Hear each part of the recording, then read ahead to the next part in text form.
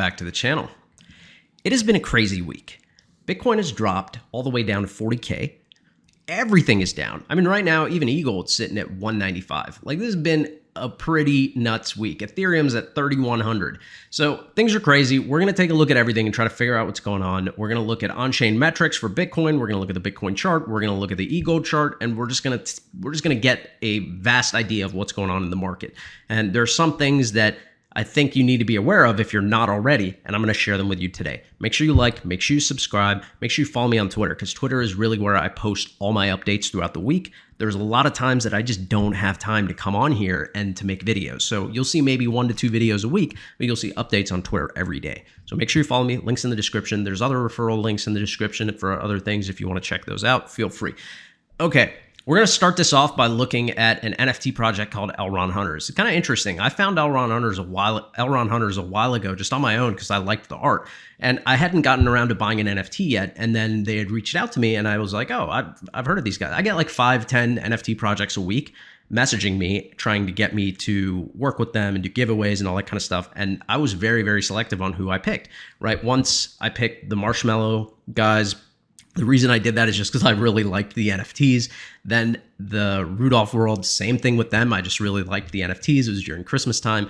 And ElrondHunters, because I'd already looked at their NFTs and the name was in my head, when I saw them in my DMs, I talked to them. So we're going to have to basically get a little bit of information because I got a giveaway going on with them starting next Wednesday on the 12th, and it's going to end on the 15th. So that is, next Wednesday it starts and next Saturday it ends. So you're going to see the tweet come out next Wednesday with all the details, what the prizes are, all that kind of stuff. It's going to be pretty interesting. Make sure you keep an eye out for it on the Twitter, and make sure you sign up and follow myself and ElrondHunters so you're kind of ready for that, so you can try to win some stuff in this giveaway. All right, so we're going to first start off by looking at their roadmap. I'm going to give you a little bit of information about the project, and I'm going to expect you to do your own homework before you buy anything, because remember, NFTs are very risky. Whether it's my project that I create or any other project I talk about, it doesn't really matter. If anyone's talking about NFTs, NFTs are super high risk. It is a very, very early place in their market, and we don't really know what's going to happen with them. I personally think that NFTs are going to grow a lot in the future, but that's speculation. We just don't know what's going to happen. Manage your risk above all else. Okay, let's go ahead and get moving. So the first thing we're going to do is we are going to switch over to the full screen view. And what I have right here is the roadmap for ElrondHunters. Their website's pretty sweet, very simple. You go onto the website, you can click on this link and go to their eMoon store where you can check out what NFTs are for sale. Hit the collection buttons if you need to, if things are sold out and you need to look at what's for sale from other people. And then you can look at the collections on here to get an idea of the NFTs they've already released. So they've released the Cyber Hunters, the ElrondHunters, and the Bot Hunters are the ones coming next. Now, if we go back to the homepage, you'll see that it has a roadmap. So you see ElrondHunters were first in 2021. Cyber Hunters were next in 2021. 2022, they're doing a distribution of their Vital token. They work with another branch called Vital Network. And their end goal is to use the NFT liquidity that comes in to fund the DAO. And the DAO is going to be used to give a bridge, essentially, to nonprofit organizations to receive donations from Elrond Network. And I think that's really cool. If your end goal with a lot of things is to help out others, I think that's pretty sweet. And that's kind of what caught my eye when they DM'd me and mentioned it. I started looking into it and I liked that. I've also, there's other NFT projects that I might discuss in the future that have also done things for charity that I think are really cool. So we'll talk about all these things later, but right now, what I want you to do when you have a chance, go to the ElrondHunters.com website, follow them on Twitter, and check this information out. You can go to their Discord channel, see if there's anything interesting there for you, and just do a little homework. The Vital token that they're going to be using for donations when they have their DApp set up is going to be, it's going to have a pretty big circulating supply. That's going to be 100 trillion tokens, and the tokens are going to be used to do a bunch of things. So it'll be used for the donations to the nonprofits. It'll be used for the staking rewards of your NFTs, for pre-sales. So you'll see 20% or 60% goes towards pre-sales and liquidity. 5% is airdrops for the people who own NFTs. 12% goes to the team. 9% goes towards development of the platform they're creating, and then you have 14% that goes towards staking your NFTs. So that's pretty interesting stuff. It's pretty cool. I like that they're trying to do something for nonprofits.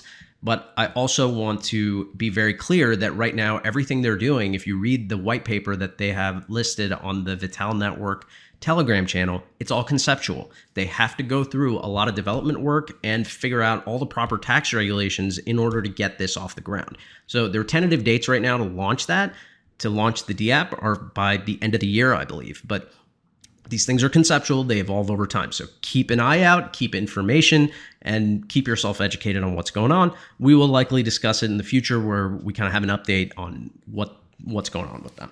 All right, so that's pretty much it. Now, the other thing I want to mention is that we're going to be doing a giveaway with them. And I told you a little bit about this, I believe, on Twitter. I may have even mentioned it when I started this video. I've just been going so quick, I've forgotten. But basically, what we're doing is next week from Wednesday to Saturday, we're doing a giveaway. So the tweet's going to go out on Wednesday. You're going to follow, you're going to like, retweet, do those things because those are going to be the conditions to win when we do the check. And then on Saturday, I'll release a video and we'll pick the winners. Next week, you'll find out what the prizes are, and they're pretty cool, so you're going to enjoy it. Make sure you're following me on Twitter. Make sure you're following Elrond Network make sure you're following, well, yeah, definitely follow Elrond Network, but make sure you're also following ElrondHunters on Twitter. It's going to be very, very interesting. Make sure you're ready for it. Let's go straight to the TA. This is going to be the Bitcoin on-chain metrics, okay? This is some pretty crazy stuff. So we'll go to ride later too. We'll check that out at the end. So the first thing I want to show you is this. All right, dude, this is crazy. This is one of the weirdest things I've seen in a while. So what we're looking at here in blue are the Bitcoin exchange reserves, okay? The Bitcoin exchange reserves are quite simple to understand.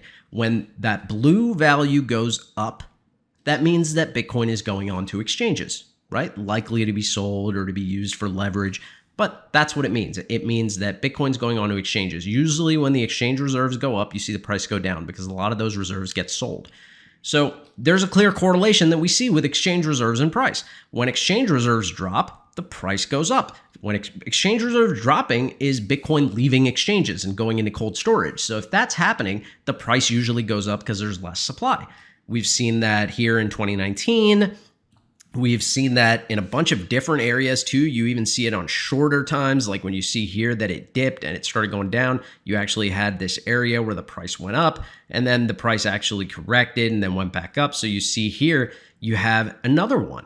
You have a massive, massive drop of exchange reserves. This was throughout all of 2020 during the pandemic. The exchange reserves just kept falling. And as that happened, the price just kept moving up and then eventually just exploded. Now, what you're seeing is very, very weird. Just very recently, in September, October, and November of 2021, you saw exchange reserves drop again, and the price went up on a massive run, right? It went from 30,000 all the way up to 68,000, 69,000. So this is a very clear correlation you see with this. And what's happening right now is what doesn't make a lot of sense. What we're seeing right now is that the exchange reserves since the all-time high of 67 in November to now, January, the exchange reserves are down.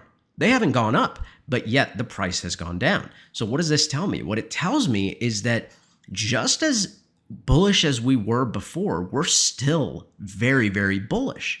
Exchange reserves dropping means that more and more Bitcoin is going on a cold storage. The supply is reducing. The available supply that people have to sell is going down.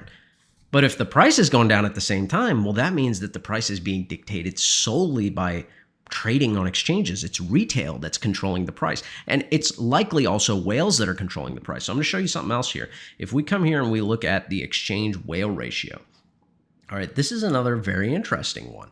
When we look at the exchange whale ratio, what you're seeing here is that, now so at the bottom, basically you're seeing a 72-hour moving average of the exchange whale ratio, basically telling you the amount of exchange entities that are whales, okay? So you see here that usually when the price dips like this, when it's about to correct, you see a spike in the exchange whale ratio. So for example, you see here that it never really went past this 85 level, right? Not often, just a few times was it going above. When it really started going above this 85 level heavily, that's when we started seeing the price have a lot of dips and then just have a massive drop. And you see here in this area, when the price spiked all the way from 60,000 up to 69,000 or 67,000. Well, during that time, the exchange whale ratio dropped really low. So the whale ratio drops, the price moves up. Now the whale ratio has been really high for a while, the price moved down. Then we saw the whale ratio on like January 2nd or 3rd go up really high again, and now we're seeing the price drop. So that's telling me whales are selling too. They are dictating the price. But the funny thing is, if whales are selling, right, and, you know, it's just flooding the market and these are just traders buying or whatever, well, then the exchange reserves should be going up, right? They're selling. But instead, what you're seeing is that the exchange reserves are going down. That tells me that one of two things is happening. Either all the people that are buying the Bitcoin that the whales are selling are moving it off exchanges onto cold storage, or the whales themselves are the ones that are selling to drop the price, and then they're buying and taking it all off exchange again. That's also very possible because one of the interesting things is when we go back to the exchange whale ratio, well, what do you see when it dips? Right? You see that the whale ratio starts dropping. That means the amount of entities on exchanges that are whales are now dropping. Well, if exchange reserves are dropping and the exchange whale ratio is dropping, that would seem pretty indicative that two things are happening. Whales are selling and whales are taking some Bitcoin off the exchanges. So I think that this could be a lot of whale manipulation, and they're using the entire cover of just economic fear due to the yield rates to, you know, convince people that things are going to go down forever. And then soon enough, supply will just continue reducing and you'll see a massive pump. That's what I'm expecting. This is pretty interesting. I've been following this. You've seen a bunch of tweets from me on it, and I'm going to keep following it. We'll have more updates on it because now we know pretty well that if we have this exchange whale ratio at these high levels, even where it is now, there is still huge possibility for us to go on a downtrend. I mean, we really want to see the exchange whale ratio come down to about the 0.85 level until we start, expecting a massive pump. And we're not there yet. The exchange whale ratio right now is still at like 0.87. So it's still quite high. We want to see that come down. I'm going to keep an eye on it and I'll keep you guys updated on it. Let's move on now to the Bitcoin chart itself. Okay, we go to the Bitcoin chart itself. And there's a couple of different patterns I've been following here. So I'm going to show you the one that we were looking at a lot on Twitter. Okay, so this one here, let's look at this. Hang on. Let me go into our normal view. What in the world happened here? Give me a second.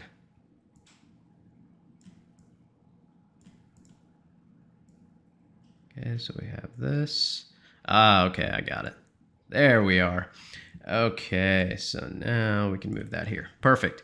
Sorry about that, you guys. Just a little technical difficulty. Got to make sure I have these things set up properly.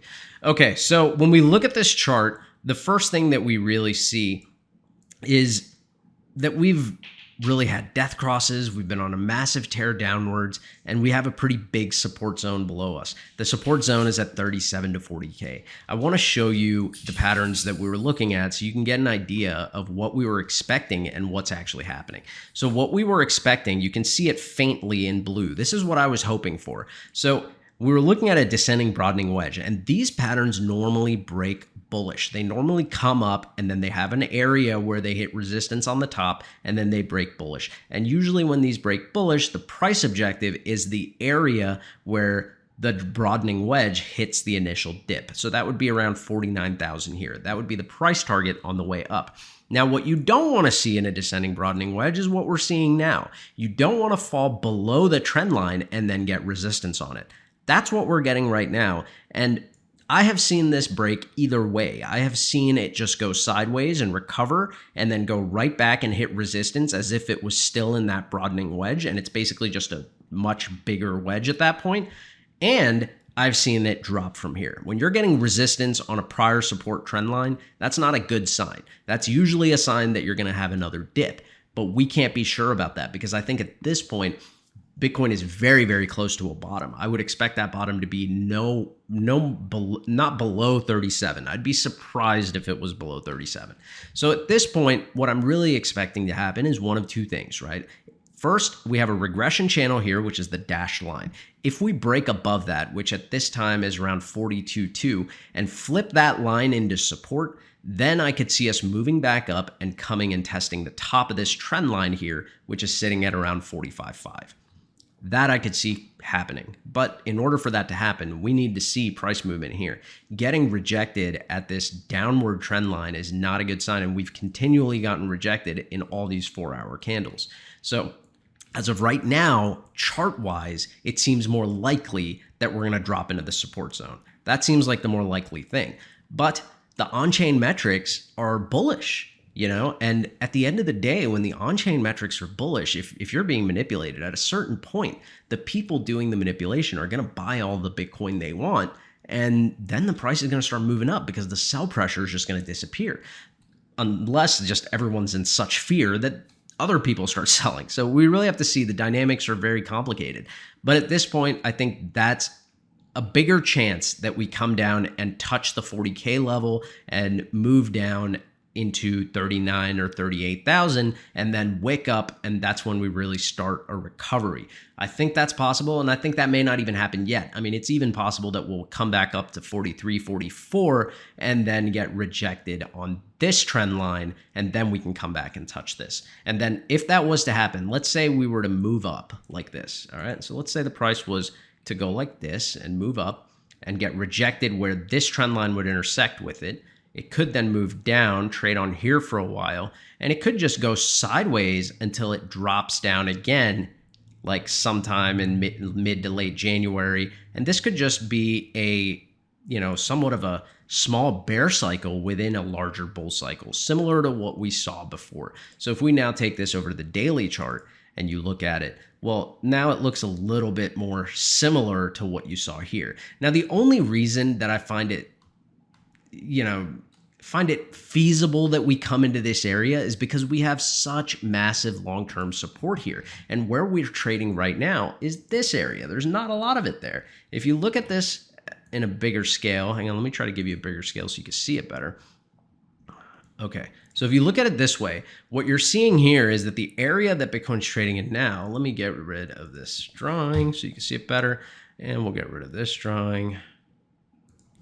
Okay, so the area we're in right now, as Bitcoin's dropping, you see very clearly that the volume support is just not that big here, right? When you're in an area where the volume support is not that big, that just means that historically you don't have a lot of support there, right? So actually, for us to be trading between 40,000, actually from all the way from 40K to about 46.3K, that would be this entire range.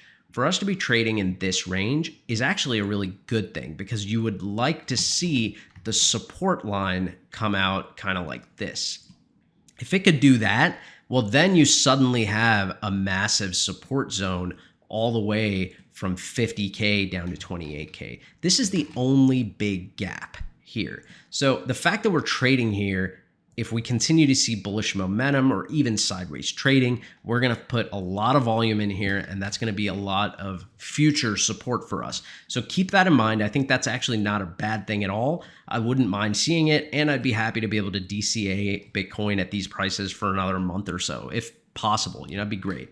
So that's kind of what I'm looking at for Bitcoin. If we look a little bit further into the daily, now on the daily chart, it's quite interesting, right? You do notice that we are coming down and touching this level. Well, what's interesting is this is also just a descending broadening wedge, right? That's really what it is. But on the daily, you can actually extend this out much further. So let's take a look at this, right? This is a pattern that we saw before, right? This was the last consolidation. So if we have a consolidation like this again, like if we go back, you'll see here, this consolidation here is where I got the bars pattern. So just in case we have a similar consolidation, because we've been following that pattern fairly well, well, then that would tell us that we're likely going to touch this area that I pointed to, which is around 39,000 as a bottom, and then coming back up, doing a little recovery up to like maybe 48, and then having another downtrend into early February. So that could just mean all of January is going to be somewhat of a bear with 37 to 40K as our major support zone. until we kind of start that uptrend again. And what happened the last time, obviously, you remember, was that we had a massive breakout from here. We went into the same zone and we pretty much just broke out above it.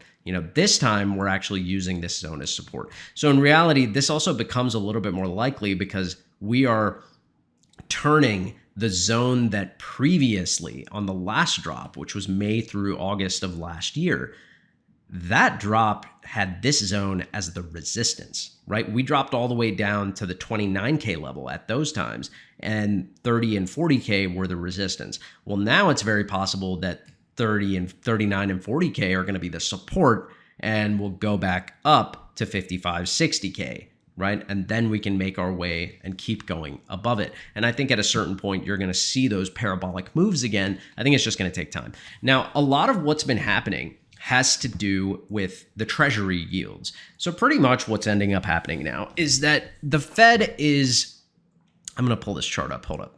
Let's get the treasury yield chart.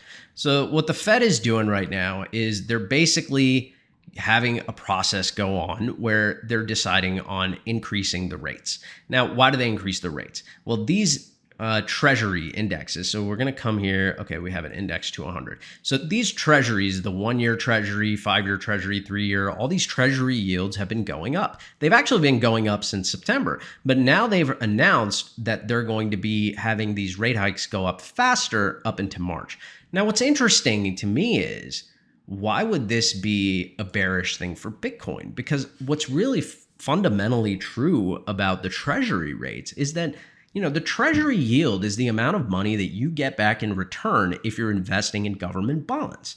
Now, if that's what you're doing and you're receiving returns at like 1% or 1.5%, well, that's great. But you have to remember that the debt of the country is so high that how are they going to pay back all of this interest? Right? More than likely, I think what would happen is as these rate hikes happen, you start to see crashes in the stock market, maybe even downside for Bitcoin, right? Maybe not from where it is now, but let's say it goes back up to 55, 60K by March, and then the rates go up, you might see it come back down to 40K again. Who knows?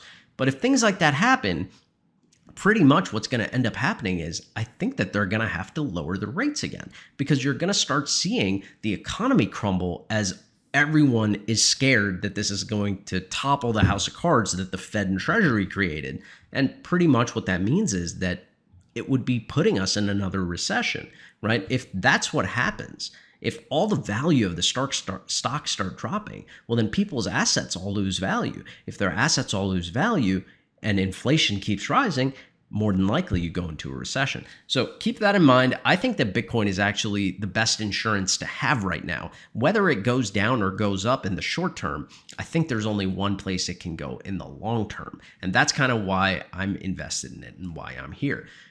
For now, keep an eye on the charts. Keep an eye on my Twitter. Anytime I see anything, I'll let you know, right? If I see a pattern and I think that pattern's interesting, I'm going to let you know about it. There's no guarantee that that pattern's going to hit, but I'm at least going to keep watching it. So for right now, this is the one I'm watching, and I'm watching it very closely because if we were to break back into this descending broadening wedge, well, this bar pattern is still feasible and we could still just reverse out of this. But in order for that to happen, we have to get above the 42K level. We have to turn the regression line into support, and then we have to break above and hit where this trend goes down before we move up. And right now, that trend is at 45K. So it's pretty interesting. Either way, I think long-term, everything's going to be fine. But short-term, I think either way, you need to manage your risk. Whether you're investing long-term, short-term, manage your risk. But personally, I believe Bitcoin's going to come out of this just fine. Okay. Now we are going to move on to EGLD. And then after that, we'll take a quick look at MEX and RIDE because those have been dipping with everything else too. So we'll take a look at everything.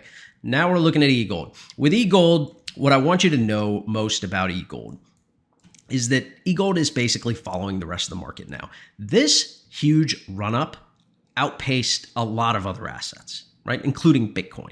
Now, when you have a run-up like that, you go up so massively high, you're going to have traders coming in, a lot of speculation happening, a lot of people just trying to make money, and that's why we saw the initial drop. Now, when we had that initial drop, as EGLD actually started recovering, what you ended up seeing is that the overall market started going down. Now that's going to bring down everything, because once Bitcoin starts going down, traders, everyone starts removing liquidity. They start buying Bitcoin, so they start selling alts to buy Bitcoin cheaper. A lot of things like that happen, and it becomes very difficult for alts to keep up their momentum unless there are things actively happening with the projects that are bringing in more users and bringing in more liquidity. So because this all happened after the DEX was already launched, after Holoride was already launched, we've seen everything just go sideways and dip with the market. So essentially right now, EGLD's following Bitcoin. So there's not a ton to see on the chart, except for the fact that right now we are at a very key area. So this is actually a very important thing that I noticed on the chart the other day,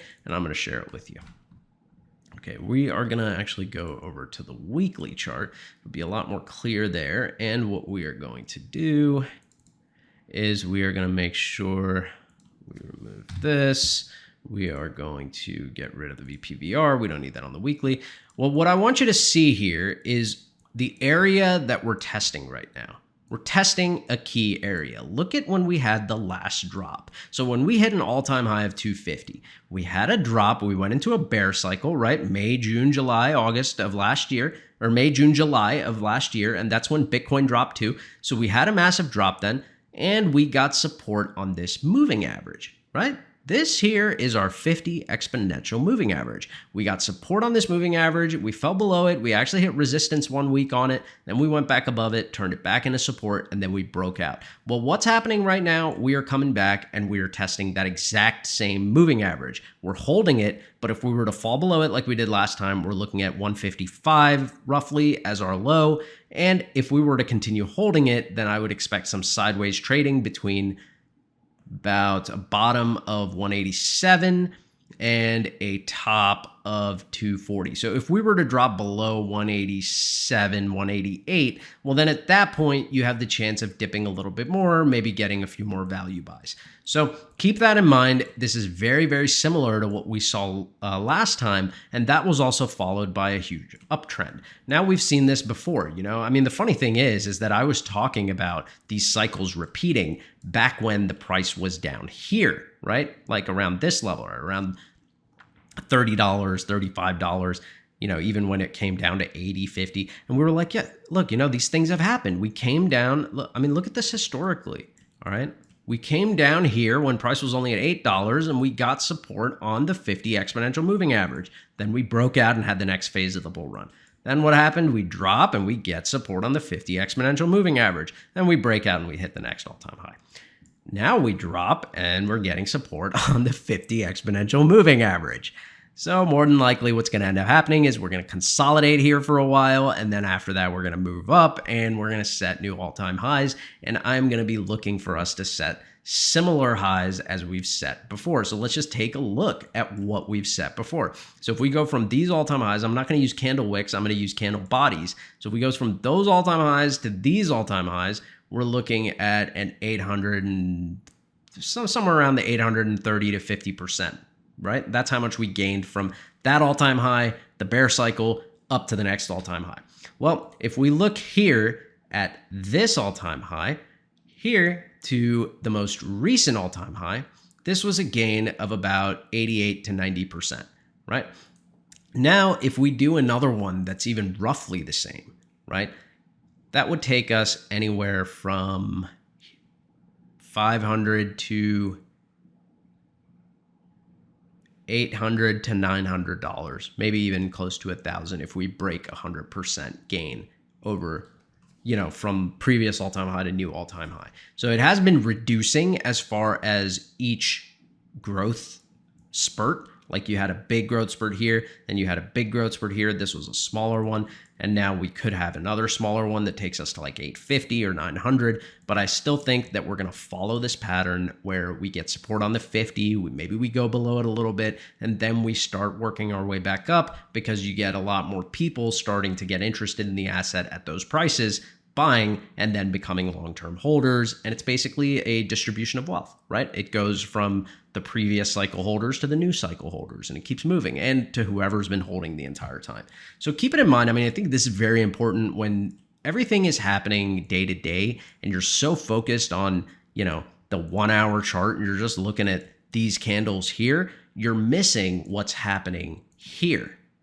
This is important to look at. The weekly chart is telling you what's going to happen in a really, really long time. And if you're an investor like me, I don't really care what's happening day to day. I mean, the only benefit of what's happening day to day for me is that I can buy things lower. That's literally the only benefit because I'm not selling any of these things, right? I've only purchased assets I want to hold long term.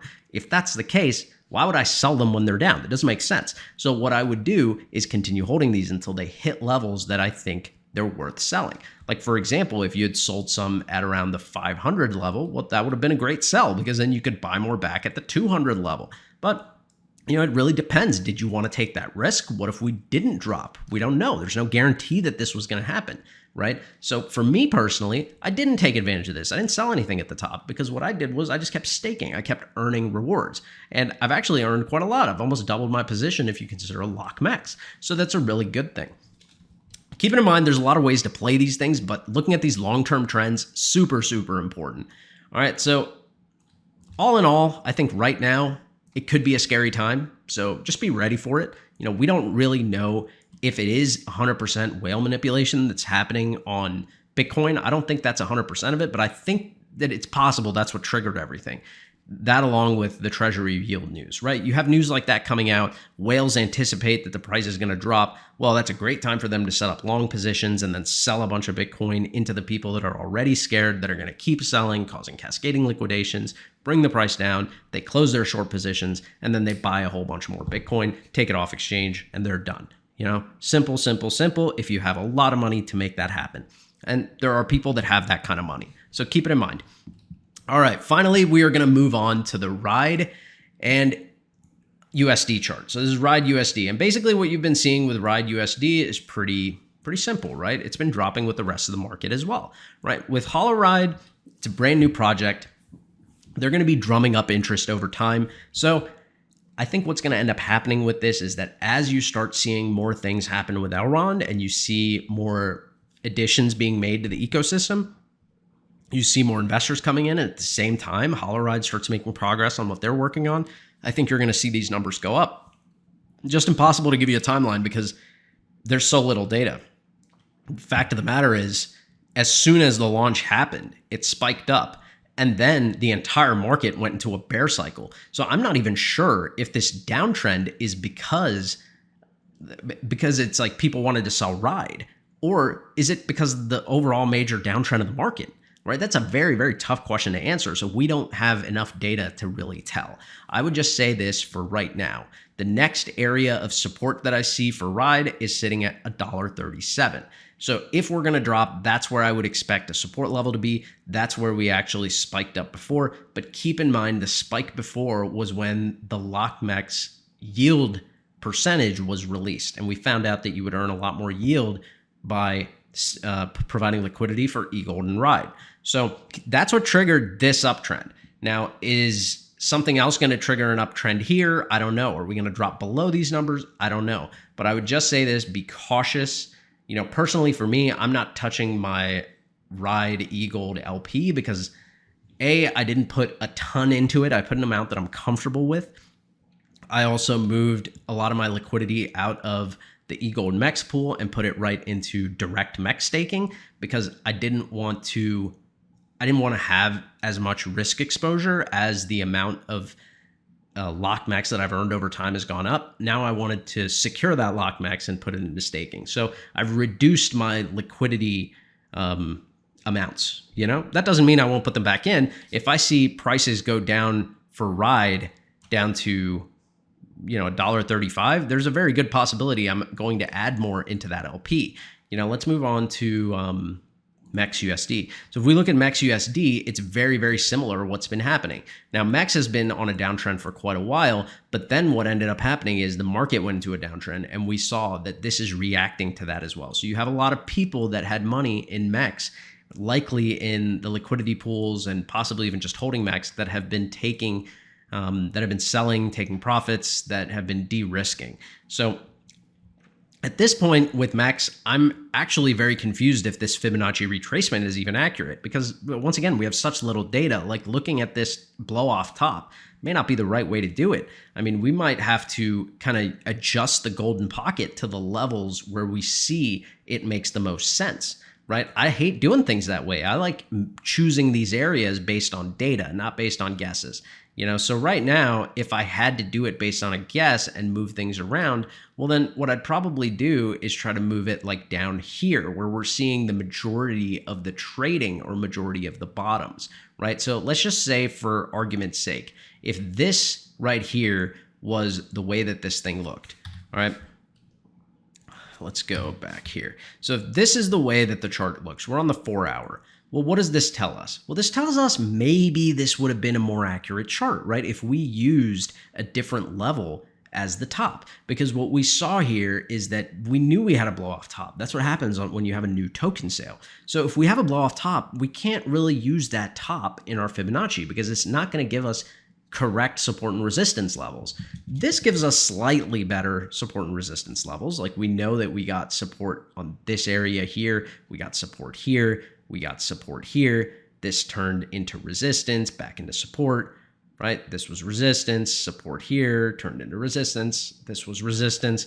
And then we came down, we got a lot of support and trading in what we would consider to be the golden pocket. That's where we expect it. And we're still hitting all the Fibonacci levels.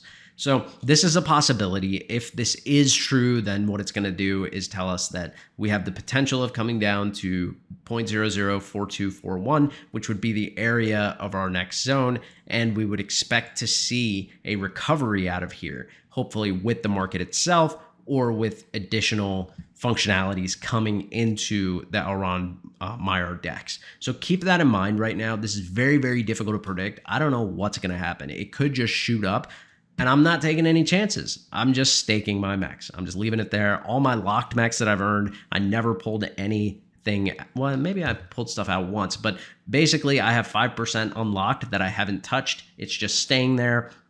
So if I go to my MEX, I go to the little eye, I still have 5%. I can unlock at any time, but I'm just leaving it locked. Like, I'm just leaving it with the locked MEX, and I'm just staking the MEX. And every couple of days I'm compounding, right? I don't compound every day anymore because it's not compounding as quickly anymore. So basically now, I think that's what we have to wait for. We just have to wait to see how we react if we hit this area. And when we come back up, we want to see more trading in this area. But there's just no way to know exactly how this is going to play out. It's not enough data. We need more data. We need to be able to look at this daily chart and see a lot more than we're seeing right now. We need to see at least 2 or 3 cycles play out. So once we're hitting like March, April, May, June, like later on in this calendar here, then we're going to be able to give some better TA for MEX and for Riot as well. They just don't have enough data. So unfortunately, not all the TA concepts work at this point in time because you have not set a proper valuation yet. So we'll keep an eye on them as time goes on. Just right now, manage your risk. That's it. That's all you got to do. Manage your risk. Make sure you're ready for whatever happens, whether that means you're accumulating, whether it means you lower your positions a little bit, like whatever it is you want to do what is best for you. That's what you have to do, right? Personally, I'm accumulating right now because I think it's smart to do that, right? I'm not buying right at the moment. Like, I bought some EGLD today, but I'm not buying Bitcoin or anything else right now because I'm waiting for more paychecks, save more, and build up my risk, like build up my funds. So I'm not going into emergency reserves. So I'm just kind of doing things by managing my risk. I suggest you do that as well. Just manage your risk. No matter what you do your homework, do your research, manage your risk, be ready for anything. Follow me on Twitter. You're going to see a lot of great TA on there. At least I think it's good. Some other people think it's good too, but you check it out. You let me know what you think. And be ready next week for the ElrondHunters giveaway. It's going to be on Twitter on Wednesday. It is an awesome giveaway. You're going to like it. And it might be a great way to kick off, the following weekend into the launch. So that's pretty much it. I think we covered everything. Let me see. Is there anything else? We did Bitcoin. We talked about ElrondHunters. Talked about MEX. Talked about Ride. Talked about EGLD, talked about the blood in the streets. Everyone's scared. I think we've gone over it all, you guys. If you have any questions for me, drop them in the YouTube comments. I try my best to respond, but I don't respond to all the YouTube comments. I just don't have time because I'm a lot busier responding to people on Twitter. So if you really want to get my attention, best way to do it is to look at one of my tweets and put a reply on there, put a comment on there. DMing me isn't even the best way to get my attention because I have like at least 100 DMs that I haven't read. So I don't read all of them. I try to go through like maybe 10 to 15 a week and respond to people in the order that they've come in. Sometimes I'll hit newer people sooner just if I see it immediately, like if I'm on my phone or something when the DM comes in. So just keep that in mind. Best way to reach me, Twitter, reply to a tweet that I've put out. That's the best way because I try to comment back when people ask questions or anything like that. All right, you guys. We'll be back. I'll try to have another video soon since the market's a little bit crazy right now, and I'm sure people want more updates. So maybe we'll have another video on Sunday. You know, it doesn't make sense to do one tomorrow. Let's see where the market's at. Otherwise, we'll just talk to each other on Twitter. Thank you, guys. I appreciate you. Hope you enjoy your weekend. Try to stay stress-free. It's good. And I'll talk to you soon. Peace.